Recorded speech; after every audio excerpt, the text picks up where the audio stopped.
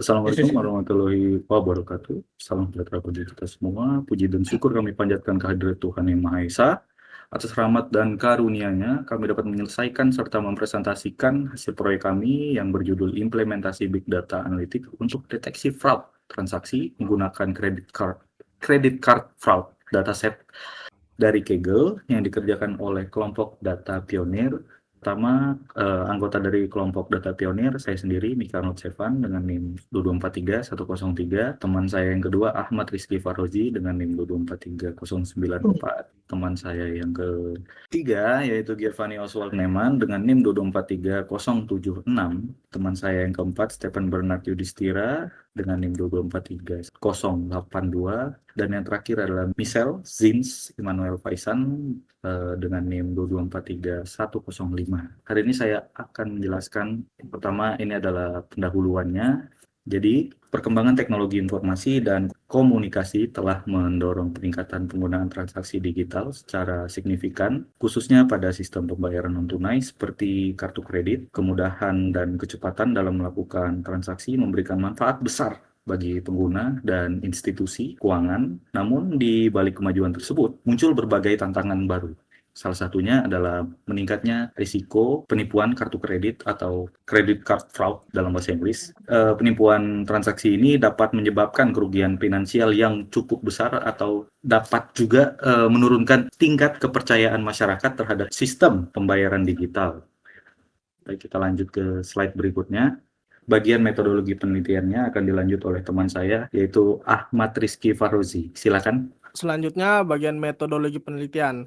Penelitian ini menggunakan pendekatan Big Data Analytics dengan menerapkan metode machine learning berbasis klasifikasi untuk mendeteksi penipuan transaksi kartu kredit. Metodologi penelitian disusun secara sistematis agar proses analisis Big Data dapat dilakukan penelitian. Dataset yang digunakan dalam penelitian ini adalah credit card fraud dataset yang diperoleh dari platform Kaggle. Dataset ini berisi data transaksi kartu kredit dengan jumlah data yang besar dan memiliki karakteristik ketidakseimbangan kelas atau class imbalance, di mana transaksi fraud jumlahnya jauh lebih sedikit dibandingkan transaksi normal. Dataset terdiri dari sejumlah fitur hasil transformasi atau PCA dari V1 hingga V28 serta fitur time dan amount dengan satu atribut target yaitu kelas yang menunjukkan jenis transaksi normal atau fraud. Selanjutnya akan dilanjutkan oleh Stephen Bernard Yudhistira. Selanjutnya itu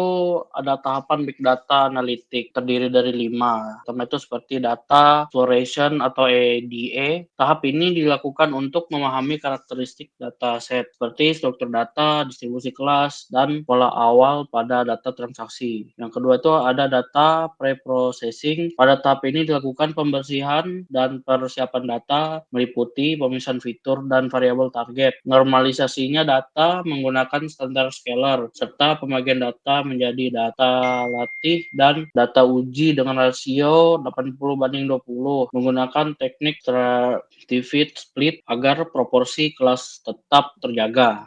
Yang ketiga, pembangunan model klasifikasi. Model machine learning dibangun menggunakan metode klasifikasi yaitu logistic regression, decision tree, dan random forest. Yang keempat itu ada evaluasi model. Evaluasi performa model dilakukan menggunakan beberapa metrik evaluasi yaitu akurasi, precision, recall, F1 score, confusion matrix, dan ROC atau AUC. Fokus utama evaluasi adalah nilai recall pada kelas fraud karena kesalahan dalam mendeteksi transaksi fraud dapat menimbulkan dampak yang signifikan. Yang kelima itu ada visualisasi dan interpretasi. Hasil analisis dan evaluasi model divisualisasikan menggunakan grafik distribusi kelas, confusion matrix, dan erosi curve untuk mempermudah interpretasi dan pengambilan insight terhadap performa model. Nah, yang selanjutnya itu ada dataset. Dataset yang digunakan dalam penelitian ini adalah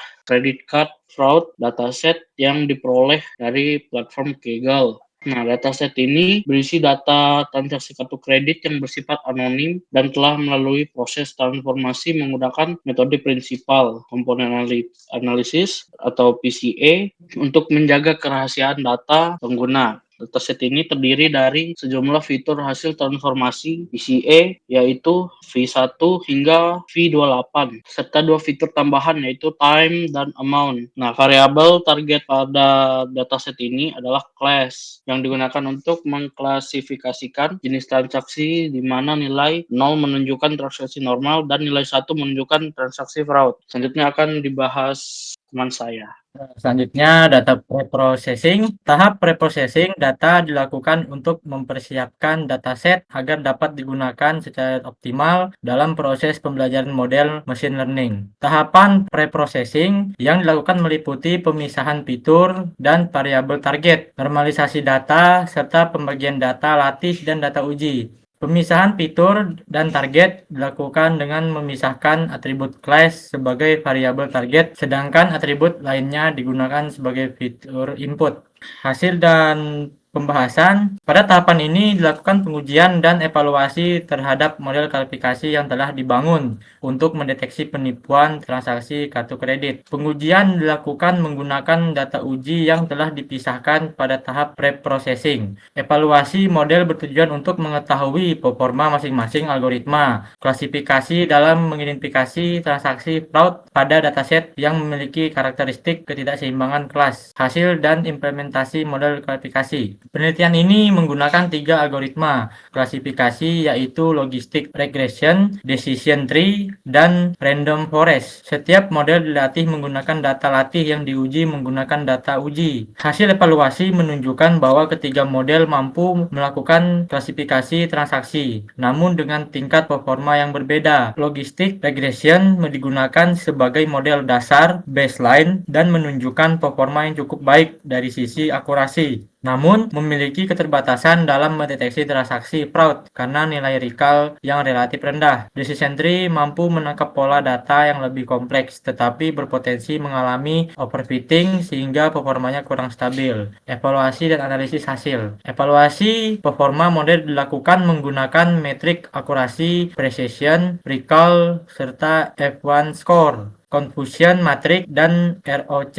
serta AUC. Berdasarkan hasil evaluasi random forest memperoleh nilai ROC AUC tertinggi yang menunjukkan kemampuan model dalam membedakan transaksi normal dan fraud secara lebih optimal. Visualisasi confusion matrix menunjukkan bahwa random forest memiliki jumlah kesalahan klasifikasi fraud yang lebih sedikit dibandingkan model lainnya. Pembahasan. Hasil penelitian menunjukkan bahwa pemilihan algoritma klasifikasi sangat berpengaruh terhadap efektivitas sistem deteksi fraud, terutama pada data dengan ketidakseimbangan kelas. Random forest sebagai metode ensemble mampu meningkatkan performa deteksi dengan menggabungkan beberapa pohon keputusan, sehingga menghasilkan prediksi yang lebih stabil dan akurat. Dengan demikian, penerapan big data analitik berbasis machine learning menggunakan metode klasifikasi khususnya random forest terbukti efektif dalam mendeteksi penipuan transaksi kartu kredit dan dapat dijadikan sebagai solusi pendukung dalam meningkatkan keamanan sistem transaksi digital. Baik, untuk codingan yang kami punya di sini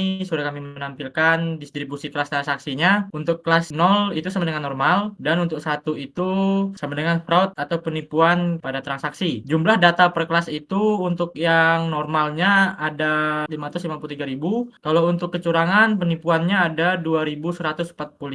Dan untuk di sebelahnya ada deteksi outlier pada amount. Itu bisa dilihat. Sekian dari saya. Untuk pembahasan berikutnya, selanjutnya akan dilakukan oleh teman saya. Ya, selanjutnya di kesimpulan, berdasarkan hasil penelitian yang telah dilakukan, dapat disimpulkan bahwa penerapan pendekatan Big Data Analytics dengan memanfaatkan machine learning menggunakan metode klasifikasi membantu mendeteksi penipuan transaksi kartu kredit secara efektif. Dataset credit card fraud yang digunakan memiliki karakteristik ketidakseimbangan kelas yang signifikan, sehingga pemilihan algoritma dan metrik evaluasi yang tepat menjadi faktor penting dalam proses analisis. Hasil implementasi dan evaluasi model menunjukkan bahwa algoritma random forest memberikan performa terbaik dibandingkan algoritma logistic regression dan decision tree. Random forest mampu menghasilkan nilai recall dan ROC AUC yang lebih tinggi sehingga efektif dalam mendeteksi transaksi fraud serta meminimalkan kesalahan false negatif yang berpotensi menimbulkan kerugian finansial. Visualisasi analitik yang digunakan seperti confusion matrix dan Rossi Curve turut membantu dalam memahami performa dan keandalan model. Oke, sekian presentasi dari kelompok kami. Semoga sedikit banyaknya dapat membantu. Jika ada kekurangan dari masing-masing kami, terima kasih.